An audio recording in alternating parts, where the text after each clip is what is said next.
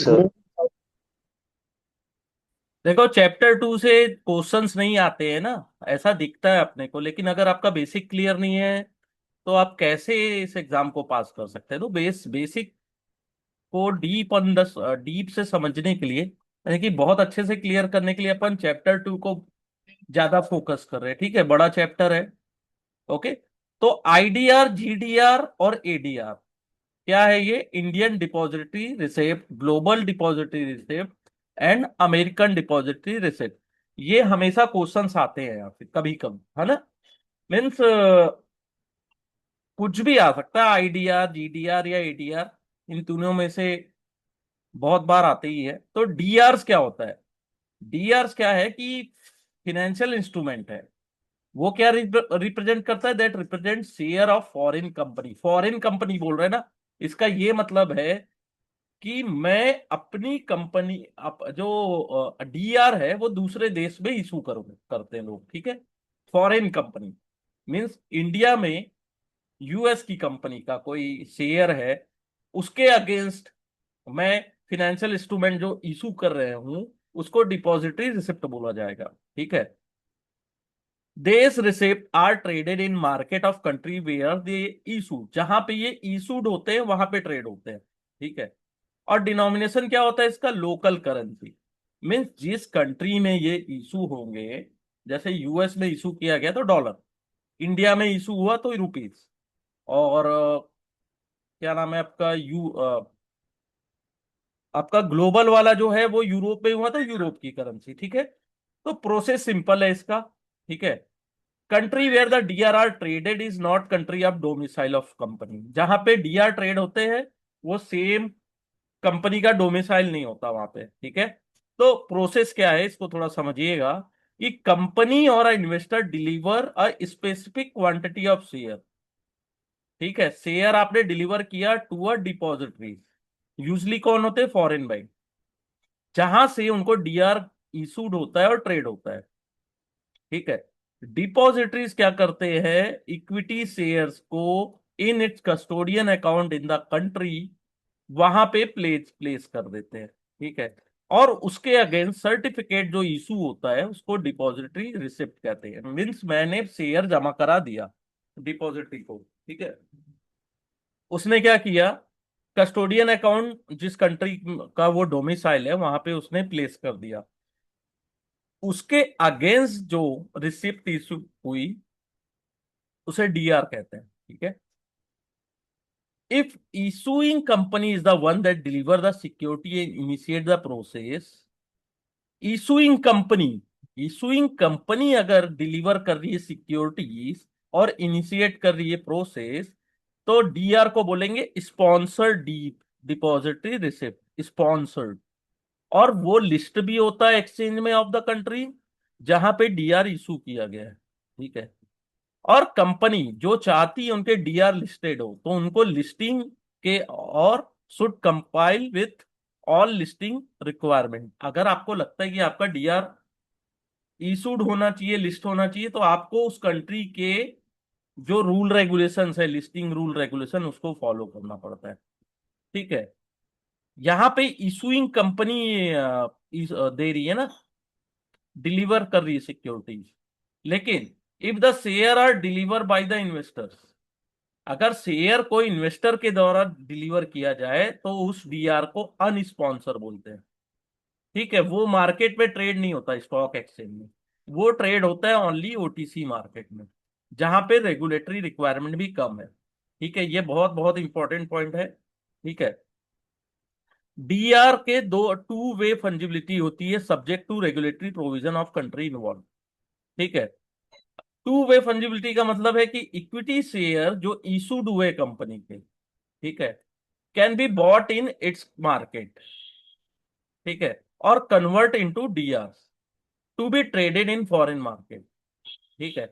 और डीआर को बॉट करके इन द फॉरेन मार्केट आप underline share of company convert कर सकते हो।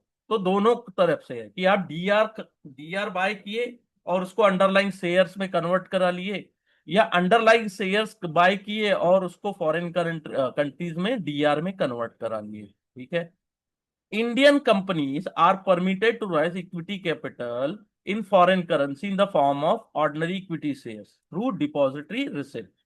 ठीक है, जो इंडियन कंपनी है उनको अगर इक्विटी कैपिटल राइज करना है तो वो फॉरेन करेंसी में the form of ordinary equity share through depository receipt पैसे उठा सकती है। ठीक है, फॉरेन कंपनी भी सेम अगर उनको इक्विटी कैपिटल राइज करना है तो वो इंडिया में आईडीआर के थ्रू पैसे राइज कर सकती है। तो सेबी ने अपने जो गाइडलाइन दिए हैं उसको फॉलो करना पड़ता है कंपनी को आईडीआर के लिए। ठीक है, तो और this include the limit on money rise by the company, कितना लिमिट है, और उसका 1 साल का लॉक इन पीरियड होता है, यानी आईडीआर आपने इशू किया तो वो शेयर में कन्वर्ट 1 साल के बाद ही हो पाएंगे। और आईडीआर में इन्वेस्टमेंट कौन करता है? Only resident Indian investors. ठीक है, several stock exchange around the world allow trading in DR of foreign currency. ठीक है, कंपनी।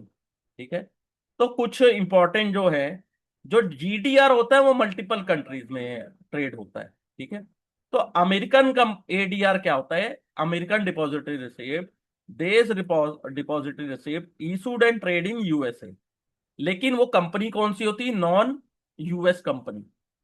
अगर यूएस की कंपनी है तो डायरेक्ट लिस्टेड होगी, उनको क्या जरूरत है डीआर उठाने की। ठीक है, और ADR one of the most popular depositories across the world, पूरी दुनिया में सबसे ज्यादा फेमस है एडीआर। तो इंडियन कंपनी के एडीआर कौन कौन से फेमस है? Infosys, Wipro, ICICI and HDFC. और ADR, American exchange allow ADR since early part of 20th century. ठीक है, फिर सेकंड होता है आईडीआर, ऐसे डीआर जो इंडियन मार्केट में ट्रेड होते हैं लेकिन वो नॉन इंडियन कंपनी। तो नॉन इंडियन कंपनी में स्टैंडर्ड चार्टर्ड बैंक का आईडीआर ट्रेड होता है इंडियन स्टॉक मार्केट। ठीक है, सेम उसी तरीके से हांगकांग डिपॉजिटरी रिसिप्ट है, वो नॉन हांगकांग कंपनीज के लिए है इन हांगकांग मार्केट। ठीक है, जीडीआर क्यों? ग्लोबल डिपॉजिटरी रिसिप्ट, क्योंकि GDR prefer to be issued in European Union members. ठीक है, और क्योंकि उनके सबके रेगुलेशन थोड़े से कॉमन होते हैं यूरोपियन मेंबर्स के, इसलिए वो मल्टीपल कंट्रीज में भी ट्रेड होते हैं across the European Union members. ठीक है,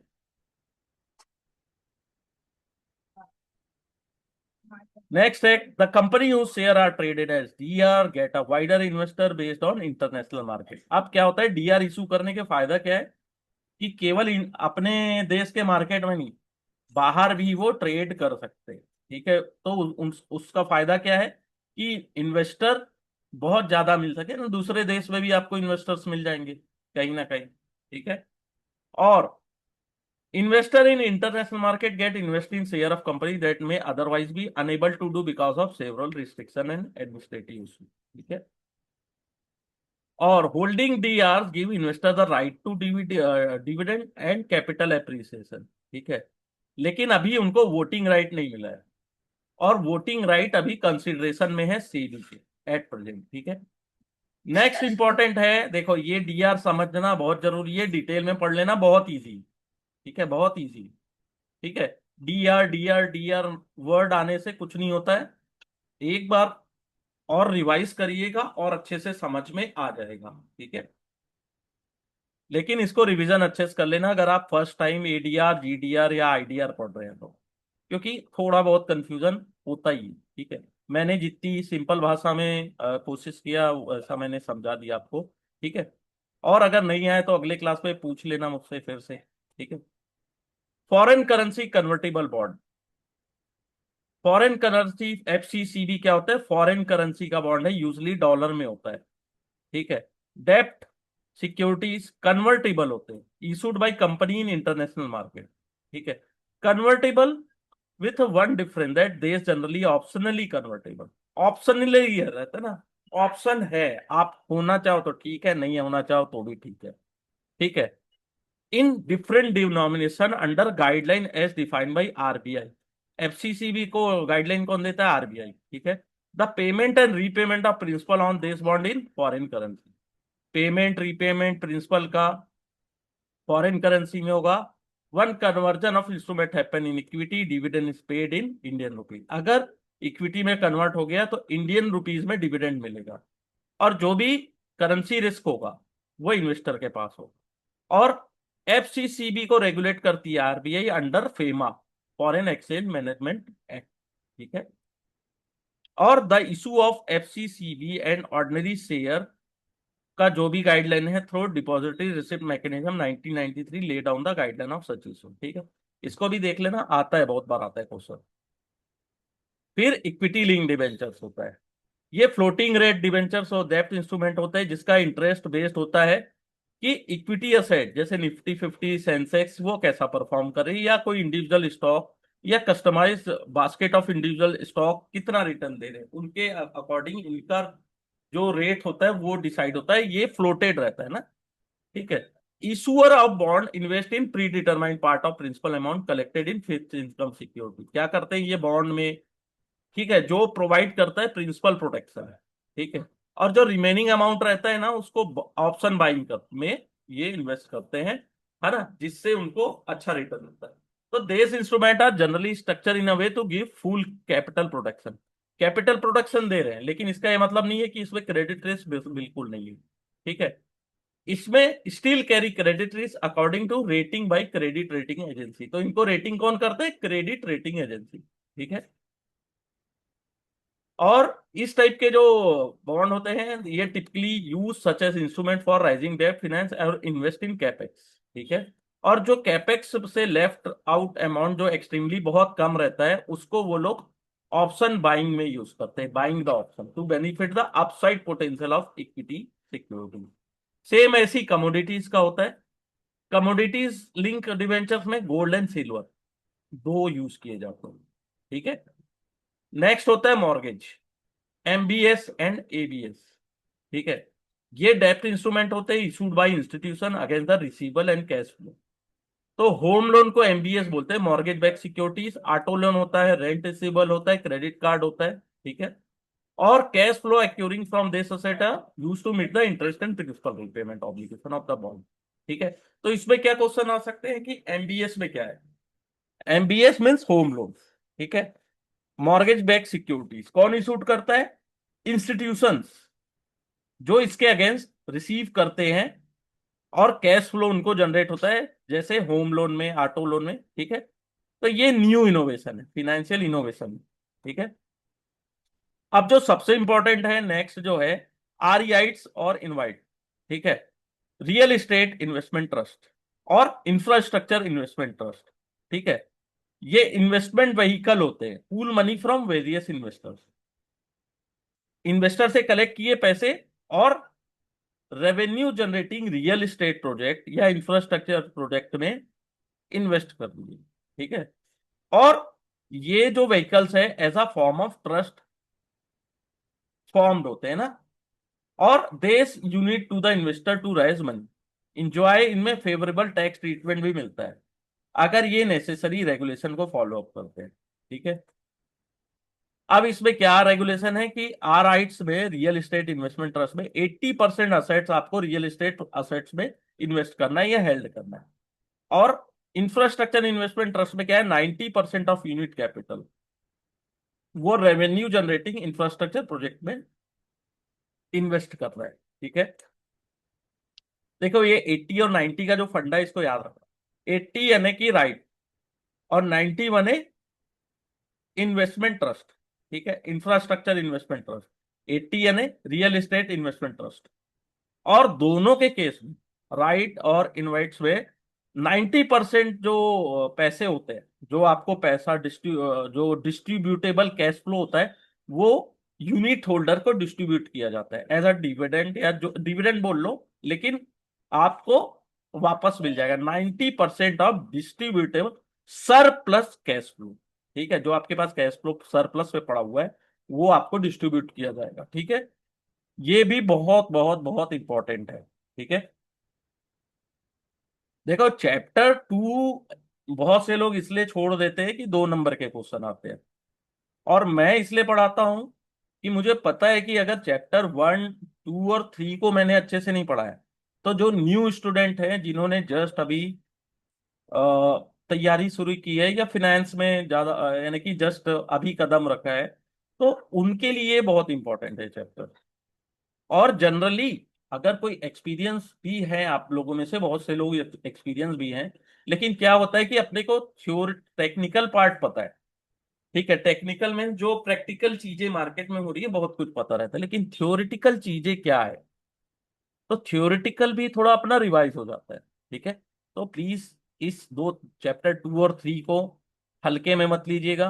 अगर ये चैप्टर आपने बहुत अच्छे से किया तो आने वाले चैप्टर्स में जो टेक्निकल वर्ड्स आएंगे और भी बहुत कुछ आपको हेल्प मिलेगी। चैप्टर 2 और 3 तो मैं 3 का तो बोल ही नहीं सकता अभी क्योंकि 2 का कर रहा हूँ, लेकिन आपको बता दूं कि चैप्टर 3 अगर आपने अच्छे से किया तो आपको न्यूमेरिकल्स में ज्यादा प्रॉब्लम नहीं आएगी। ठीक है, और चैप्टर 2 कर दिए तो आपको आने वाले जितने भी चैप्टर्स हैं उसमें जो भी टेक्निकल वर्ड्स है वो आपको अच्छे से समझ में आएंगे। ठीक है, कमोडिटीज नेक्स्ट क्या है? Commodities are basic material and goods जो लार्जली होमोजीनियस इन नेचर होते हैं। ठीक है, ये लगभग कई बार इंटरचेंजेबल हो जाते हैं with other goods of the same type. ठीक है, जैसे bar of gold is commodity, लेकिन jewellery made of gold is not commodity. क्यों? क्योंकि investor would be indifferent to different bar, ठीक है, ऑफ गोल्ड, क्योंकि उसकी क्वालिटी और क्वांटिटी सेम रहती है। ठीक है, मैं आपको दो गोल्ड के बार दे रहा हूं तो आप कोई भी एक उठा सकते हो, लेकिन ज्वेलरी दूंगा, बोलूंगा ये दोनों का वजन सेम है तो आप नहीं लोगे क्योंकि उसकी वेट एंड क्वांटिटी अलग भी हो सकती। ठीक है, क्योंकि उसमें लोग डिजाइन प्रेफर करते हैं। कमोडिटी दो टाइप की होती है, हार्ड एंड सॉफ्ट। हार्ड में क्या आता है? सब मेटल्स, क्रूड ऑयल्स, ये हार्ड में आते हैं। सॉफ्ट में आते हैं कमोडिटीज, जैसे कि एग्रीकल्चर प्रोडक्ट आते हैं सॉफ्ट में। ठीक है, commodities are largely traded good that are meant to use for production of goods for consumption. ठीक है, inflation and price of commodity are directly related. क्या लिखा है देखो, इन्फ्लेशन, महंगाई और प्राइस, कमोडिटी का प्राइस डायरेक्टली रिलेटेड होता है। अगर प्राइस किसी कमोडिटी का बढ़ रहा है वो बहुत अच्छा सिग्नल नहीं देता है, इसका यह मतलब है कि महंगाई भी बढ़ सकती है, डायरेक्टली रिलेटेड होता है। ठीक है, investing in commodity can protect real value of investment, means ये आपकी वैल्यू बची रहेगी। अगर आपने कमोडिटी में सही टाइम में इन्वेस्टमेंट किया है तो उसकी रियल वैल्यू बची रहेगी। ठीक है, क्योंकि मोस्ट कमोडिटीज में क्या होता है कि ह्यूज स्टोरेज कॉस्ट होता है, इसलिए वो इन्वेस्टमेंट के लिए सुटेबल नहीं होते हैं। ठीक है, आपको गोल्ड एंड सिल्वर ही मोस्ट सुटेबल ही लगते होंगे। बाकी में क्या है, बाकी कमोडिटीज आप लोगे तो उसको स्टोर करना, ठीक है, फिर स्टोरेज कॉस्ट है, कोई इंश्योरेंस कराओगे उसको लाना ले जाना, बहुत सारे झंझट है। ठीक है, नेक्स्ट होता है precious metal. Gold and silver precious metal है। ठीक है, जिस जिस जो क्या करते हैं, रियल वैल्यू ऑफ मनी को प्रिजर्व करके रखते हैं। अदर कमोडिटीज की क्या होती है, शॉर्टर लाइफ होती है, लेकिन प्रीसियस मेटल की लाइफ ज्यादा होती है। और उनका स्टोरेज कॉस्ट, अगर मैं बोलूँ 10 किलो गोल्ड को आपको स्टोर करना है कहीं, ठीक है, उसका स्टोरेज कॉस्ट कम होगा। ठीक है, लेकिन वही आप उसकी वैल्यू ज्यादा होगी। ठीक है, तो उसका कॉस्ट कम होता है, स्टोरेज कॉस्ट। ठीक है, compare to their value, 10 kilo gold की वैल्यू जितनी होगी उतने का अगर और कोई कमोडिटीज लाके बोलूं तो आपको समझ में आ रहा है कि मान लो 1 करोड़ का गोल्ड है तो उसको स्टोर करने में कहीं भी रख दो, लेकिन सेम 1 करोड़ का अगर और दूसरा कमोडिटी या मेटल, कोई भी मेटल लाके रख दो, उसको कैसे स्टोर करोगे? ठीक है, तो प्रीशियस मेटल में दो ही आते हैं, gold and silver. Commodity ETF भी शुरू हुआ है, पूल इन्वेस्टमेंट है। ठीक है, क्या करते हैं, आपके पैसे से वो लोग गोल्ड खरीदते हैं। ठीक है, range of physical commodity investor can invest in commodities ETF by buying the unit of the fund. ठीक है, और इसकी value just same mutual fund की तरह होती है, net asset value of the fund which term move in the line with commodity price. Commodity price ऊपर जा रहा है तो कमोडिटी ईटीएफ भी सेम डायरेक्शन में जाएगा। ठीक है, although commodity ETF can be created by any set of commodity, gold ETF most common है। ठीक है, नेक्स्ट है manage future contract. Future contract क्या होता है? Buy contract in contract to buy और sell asset at specify future date, यानी आने वाले टाइम में खरीदेंगे, अभी हम पर फ्यूचर खरीद लिए। ठीक है, since the price of contract is pre determine, आपको पता है कितने में आपने खरीदा है। If buyer of the contract trend to gain if the price increase, और tend to loss when price decrease. लेकिन मैनेज फ्यूचर कॉन्ट्रैक्ट का एक ही लाइन में अगर मतलब समझो कि ये एक्टिवली मैनेज होता है बाय प्रोफेशनल्स। ठीक है। और यहाँ पे अपन एक्चुअल अंडरलाइंग असेट बाय नहीं करते। इन्वेस्टमेंट मैनेजर क्या करते, केवल फ्यूचर कॉन्ट्रैक्ट में अपनी पोजीशन लेते हैं। ठीक है। सेम इसमें आपका मैनेज कमोडिटी फ्यूचर कॉन्ट्रैक्ट भी होता है। ठीक है। जिसमें जो प्रोफेशनल्स होते हैं वो कमोडिटी फ्यूचर्स में भी ट्रेड करते हैं। ठीक है। Any questions? देखो है इजी, एक बार रिवीजन हो जाएगा तो अच्छा फायदा है ना, बहुत सारी जैसे चीजें हैं आप नहीं सीख रहे हो। ठीक है, मुझे पता है यहाँ से ज्यादा क्वेश्चंस नहीं आएंगे, लेकिन अगर कुछ आए तो पूछ लेना, कोई दिक्कत नहीं है। ठीक है। मैसेज में भी पूछ सकते हो मुझसे, लेकिन डाउट लेके आगे मत बढ़ना। ठीक है। फिर होता है वेयर हाउस रिसिप्ट। क्या होता है वेयर हाउस? क्या है? गोदाम है, वहां पे मैंने अपना गुड्स को जमा किया और उसके अगेंस्ट मैंने रिसिप्ट ले ली। ठीक है। और most of warehouse receipt क्या होते हैं? निगोशिएबल होते हैं, ट्रांसफरेबल भी होते हैं, यानी कि जिसके पास उसकी रिसिप्ट है वो उसका मालिक। ठीक है। मीन्स किसी भी वेयर हाउस में मैंने डॉक्यूमेंट जो भी अपने गुड्स जमा किए उसके अगेंस्ट मेरे को एक रिसिप्ट मिली। ठीक है। अब नेक्स्ट है स्ट्रक्चर ऑफ सिक्योरिटी मार्केट। ठीक है। तो सिक्योरिटी मार्केट जहां पे सिक्योरिटी इशूड होती है परचेज बाय इन्वेस्टर और सब्सिक्वेंटली ट्रांसफर अमंग इन्वेस्टर्स।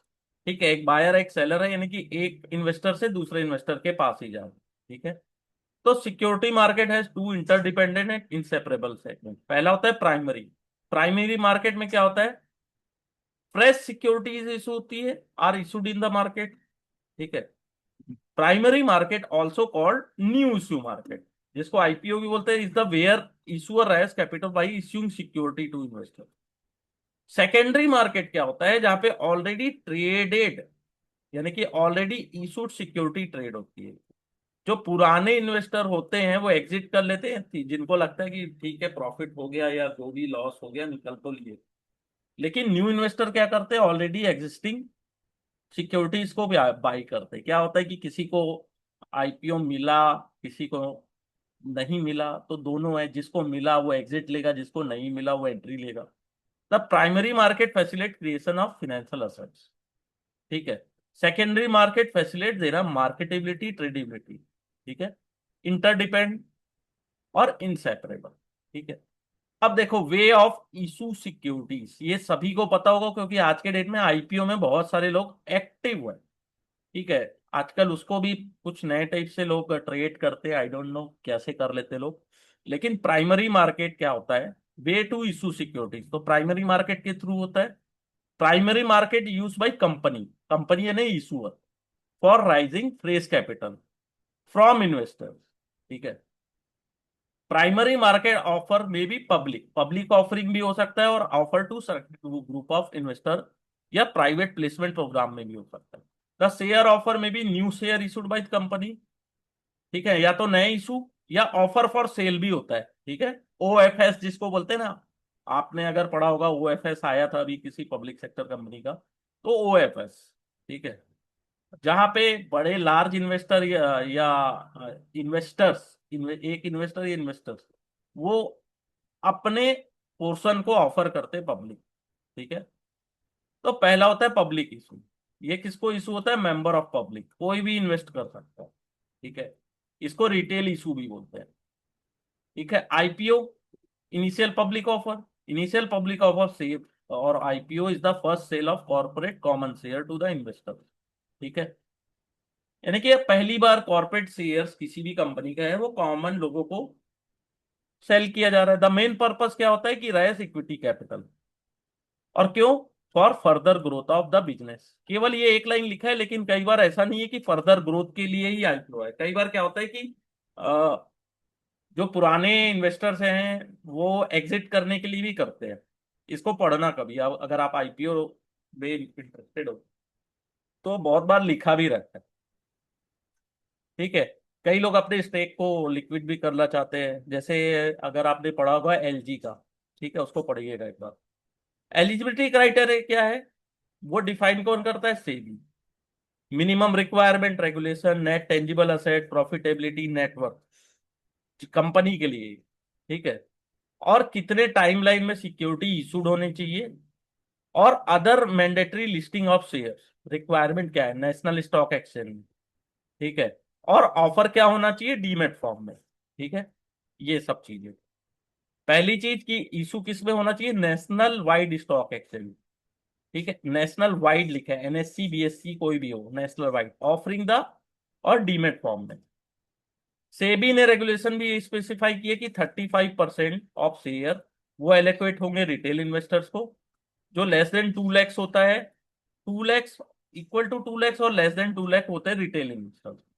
और while utmost 50% can be allocated to qualified institutional investors, ठीक है, और अदर इन्वेस्टर्स। ये याद रखिएगा, इंपॉर्टेंट है। 2009 में सेबी ने इंट्रोड्यूस किया था concept of anchor investor. Anchor investor कौन होते हैं, जिनका एप्लीकेशन वैल्यू 10 करोड़ या उससे ज्यादा होता है। एंकर इन्वेस्टर को can be allocated up to 60% of portion allocated to QIB. Bidding for them open 1 day before the IPO, और उनके लिए बीडिंग का वो ओपन होता है आईपीओ के एक दिन पहले फॉर पब्लिक सब्सक्रिप्शन, ठीक है। और उनको प्राइस भी थोड़ा सा कम, फाइनल इशू प्राइस से थोड़ा लोअर प्राइस में ही मिलता है, ठीक है। कभी भी देखना volume and value of anchor subscription अगर अच्छा है तो आपको पता चलेगा indication of quality of the offer, ये आपको पता चलेगा। फिर फॉलो ऑन पब्लिक ऑफर होता है, यानी कि कोई लिस्टेड कंपनी है उसको फ्रेश इशू ऑफ सिक्योरिटी फिर से ऑफर करना है या ओएफएस करना है, ठीक है, ऑफर फॉर सेल करना है, उसको एफपीओ कहते हैं। अगर कंपनी को एडिशनल कैपिटल की जरूरत है, ठीक है, और अपना कैपिटल को रिस्ट्रक्चर कर रही है कि उसके जो उधारी है उसको वो पेड कर सके, तो it raise equity capital through fresh issue of capital in follow on public offer, ठीक है।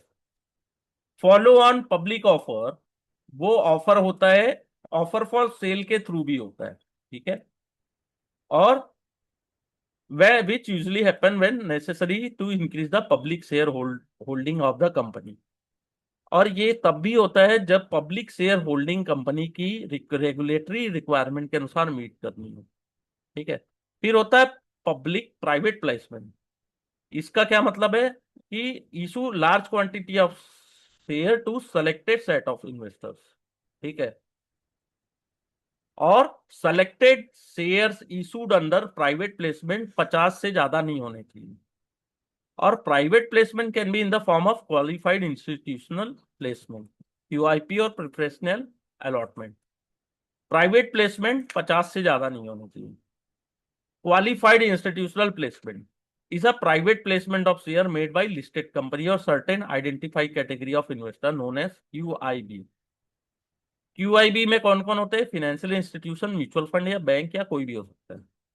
क्यूआईबी की भी जो एलिजिबिलिटी क्राइटेरिया होती है वो से भी डिफाइन करता है, उनकी प्राइसिंग क्वांटम क्या होगा, ठीक है।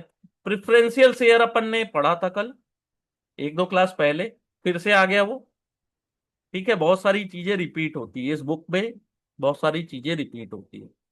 और प्लीज जो चैप्टर अपन ने कर लिया है जैसे चैप्टर 1, चैप्टर 13, 14, इसको अच्छे से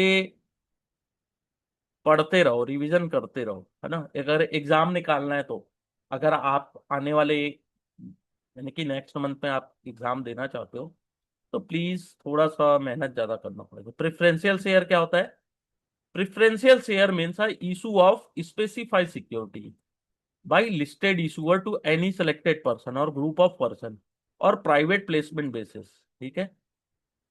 Does not include offer of specified security made through public issue, right issue, bonus, employee stock option, employee stock purchase, qualified institutional, ठीक है, और sweat activity और depository receipt, ठीक है।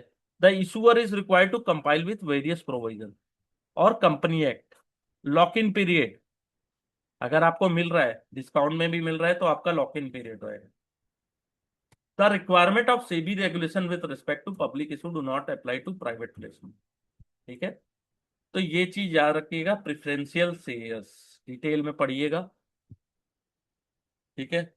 किसको इशू होते हैं, सेलेक्टेड पर्सन है या ग्रुप ऑफ पर्सन या प्राइवेट प्लेसमेंट बेसिस, ठीक है, ओके।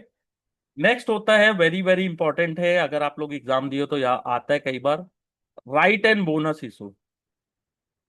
ठीक है, securities are issue to existing share holder, existing share holder को इशू की जाती है। उसका एक स्पेसिफिक कट ऑफ डेट होता है, enabling them to buy more security at specified price. In the case of right, right issue में क्या होता है, आपको ज्यादा से ज्यादा सिक्योरिटी बाय करने को मिलती है स्पेसिफिक प्राइस में, और विदाउट एनी कंसिडरेशन, और या तो आपके कंसिडरेशन के बिना भी। ठीक है, इन द केस ऑफ बोनस, आपसे पूछ के नहीं लिया जाएगा, बोनस मिल गया तो ठीक है। Right and bonus share are offered in a particular ratio. दोनों आपने देखा होगा कि एक रेशो में ही होते हैं, कि एक 1/4, 3/4, 8/4, कुछ भी हो सकता है। ठीक है, इन्वेस्टर को अगर राइट्स इशू मिलते हैं, ये देखो बहुत इंपॉर्टेंट पॉइंट है, अवार्ड अगर मिलता है राइट इशू का, तो उसके बाद तीन ऑप्शन होते हैं, या तो एक्सरसाइज करे, या transfer the right to another investor, या तो उसे लैप्स होने दे, डू नथिंग। ठीक है, बहुत इंपॉर्टेंट पॉइंट है। In case of bonus, additional share आपको मिल जाता है in lieu of dividend. Company can issue bonus share कब कब कर सकती है, अगर उनके पास sufficient amount of retain earning है तो। ठीक है, और जब बोनस शेयर इशू होता है, तो equivalent amount of share, value of share issue to be transfer to from retain earning to share capital. जो पैसा रिटेन अर्निंग में पड़ा है, वो ट्रांसफर हो जाता है शेयर कैपिटल में। ठीक है, ऑनशोर और ऑफशोर क्या है, कि ऑनशोर मीन्स डोमेस्टिक मार्केट में आप कैपिटल राइज कर रहे हो, ऑफशोर का मतलब है देश से बाहर। ठीक है, आउटसाइड ऑफ कंट्री। ठीक है, onshore and offshore, onshore means अपने देश में डोमेस्टिक मार्केट में, offshore means outside of country. OFS क्या है, OFS is a form of share sale where the share offer in a IPO or FPO are not fresh share issued by company। ठीक है, लेकिन ये क्या है, fresh issue नहीं हो रहा है शेयर, बट ऑफर हो रहा है by existing share holder to sell share that have already been allotted to them. OFS does not result in increase in share capital, इससे शेयर कैपिटल इंक्रीज नहीं होती। क्यों? क्योंकि फ्रेश शेयर इशू नहीं होते। जो ऑफर होता है, जैसे प्रमोटर है या अदर लार्ज इन्वेस्टर है, ये एक तरीके से डिस इन्वेस्टमेंट प्रोग्राम है। गवर्नमेंट ऑफर करती है share held by public sector undertaking in is a example of OFS। ये याद रखिएगा, वेरी वेरी इंपॉर्टेंट। इसका जो ट्रांजेक्शन है वो सेकेंडरी मार्केट ट्रांजेक्शन होता है, लेकिन प्राइमरी मार्केट रूट से होता है। जो गवर्नमेंट का डिस इन्वेस्टमेंट प्रोग्राम है, वो OFS के द्वारा होता है। ठीक है,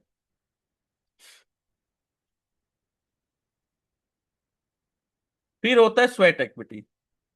मीन्स आप कंपनी के लिए एज अ एम्प्लॉय, प्रमोटर, टेक्नोकार्ट या अदर हो, तो आपके कंट्रीब्यूशन के लिए कंपनी आपको रिवॉर्ड करती है शेयर। तो these shares are refer as sweat equity.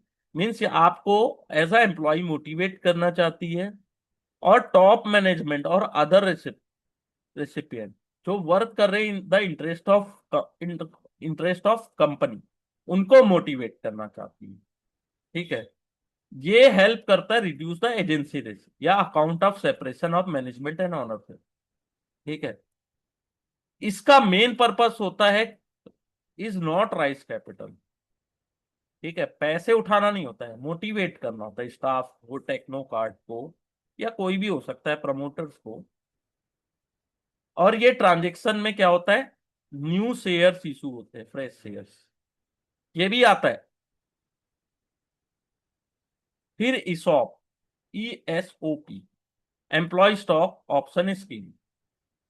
ESOP instrument है जो कंपनी अपने एम्प्लॉयज को give them option to buy the share of company at predetermined price. ठीक है, a period of time referred और as vesting time period. Vesting period 1 साल से ज्यादा का भी हो सकता है, और कंपनी एक्स्ट्रा कंडीशन भी डाल सकती है वेस्टिंग के लिए। ठीक है, स्वेट इक्विटी की तरह objective of issuing ESOP is to motivate employee कि आप कंपनी के इंटरेस्ट में काम करो।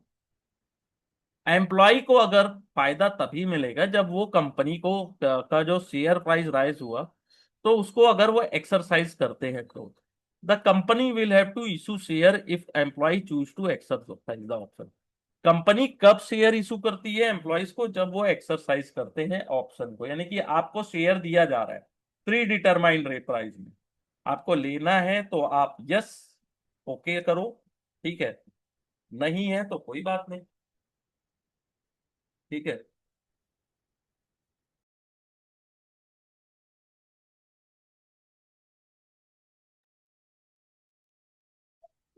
फिर नेक्स्ट होता है सेकेंडरी मार्केट। अपन ने अभी जितनी चीजें देखी ये प्राइमरी मार्केट से रिलेटेड है।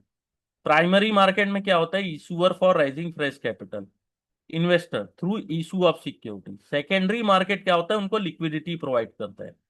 जब भी मार्केट में शेयर लिस्ट होता है तो क्या होता है, जो ऑलरेडी जिनको अलॉट हुआ है वो निकल जाते हैं और न्यू इन्वेस्टर एंट्री लेते हैं जिनको लगता है कि इसमें और ज्यादा ग्रोथ बची हुई है, ठीक है। Secondary market can be broadly divided into two segment. पहला होता है ओवर द काउंटर, दो पार्टीज के बीच में निगोशिएशन हो गया और उन्होंने कर लिया, ये सिक्योरिटी ट्रेड होती है और सेटल होती है ओवर द काउंटर, ठीक है, काउंटर पार्टी के से डायरेक्टली। सेकंड होता है एक्सचेंज ट्रेडेड। एक्सचेंज ट्रेडेड में क्या होता है? सिक्योरिटीज जो बाय और सेल होती है, ट्रेडिंग होती है, वो डन होती है स्टॉक एक्सचेंज के थ्रू, ठीक है। They the trade execute on the exchange are settle through clearing corporation, जो एक्ट करती है एज अ काउंटर पार्टी और गारंटी देती है सेटलमेंट की, ठीक है, to both buyer and seller. Exchange में क्या होता है? क्लीनिंग कॉर्पोरेशन होता है ना, जो सेटलमेंट की गारंटी लेता है। आपने बाय किया या सेल किया, करोड़ों का, करोड़ों अरबों के रुपए के आपने शेयर खरीद ली, लेकिन उसकी गारंटी कौन दे रहा है? Cleaning corporation. इसलिए एक्सचेंज ट्रेडेड मार्केट वो ज्यादा अच्छा है। दो काउंटर पार्टी के बीच में रहेगा तो आप दोनों समझिए, लेकिन अगर एक्सचेंज ट्रेडेड मार्केट में आप अगर बाय और सेल करते हैं तो क्लीयरिंग कॉर्पोरेशन समझता है उसकी सेटलमेंट का।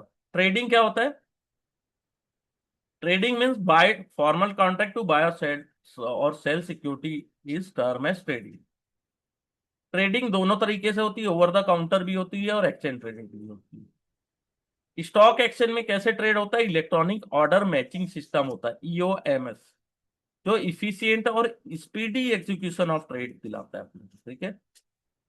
Clearing and settlement. क्लियरिंग यानी कि पोस्ट ट्रेडिंग एक्टिविटी, आपने बाय किया या सेल किया, ये आपका काम खत्म, एग्जीक्यूट हुआ, काम खत्म, लेकिन उसके बाद क्या? तो क्लियरिंग एक्टिविटी में क्या होता है? Net obligation of buyer and seller for specified time, वो सेट होता है। नेट ऑब्लिगेशन जो भी है उसको कंप्लीट करना होता है, ठीक है। Settlement is the next step for settling obligation by delivering share और पेइंग मनी, ठीक है। और ओटीसी क्या होता है? दो पार्टीज के बीच में सेट होता है, लेकिन स्टॉक एक्सचेंज में क्या होता है? क्लीयरिंग कॉर्पोरेशन उसकी जिम्मेदारी लेता है, ठीक है। Detail of all transaction perform by the broker are made available in the clearing house by the stock exchange. Clearing house give the obligation report to broker and custodian, जो settle करते their में money and securities की, ठीक है। तो full novation कौन provide करता है? क्लीयरिंग कॉर्पोरेशन, ये याद रखिएगा।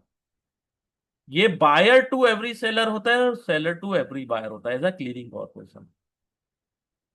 काउंटर पार्टी रिस्क रिड्यूस हो जाता है अगर क्लीयरिंग कॉर्पोरेशन बहुत अच्छे से काम कर रहा है। तो काउंटर पार्टी रिस्क क्या होता है कि स्टॉक एक्सचेंज में जो ट्रेड होते हैं उसमें काउंटर पार्टी रिस्क बिल्कुल नहीं होता है, ठीक है, या सब्सटेंशियल रिड्यूस होता है, एकदम बहुत कम, ठीक है।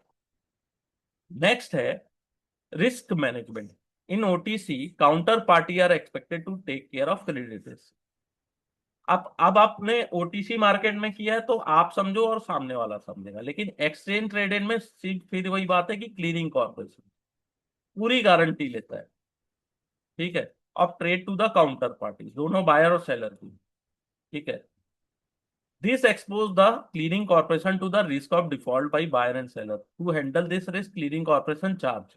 अब रिस्क को हैंडल करने के लिए क्लीयरिंग कॉर्पोरेशन मार्जिन चार्ज करता है, ठीक है। Upfront margin, initial margin, peak market, MTM margin. ठीक है। Initial margin is a percentage of transaction value arrived at based of concept of value at risk.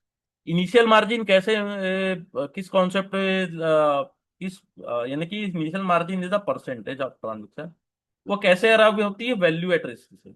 ये वैल्यू एट रिस्क वाला बहुत important है, वैल्यू एट रिस्क फिलॉसफी से। MTM margin is the notional loss which a outstanding trade has suffered during a specified period on account of price movement। ठीक है। MTM margin क्या होती है? The notional loss which a outstanding trade has suffered during a specified period on account of price movement। ठीक है। तो ये risk management तक का पार्ट है। कोई चीज अगर यहाँ तक समझ ना आई है तो प्लीज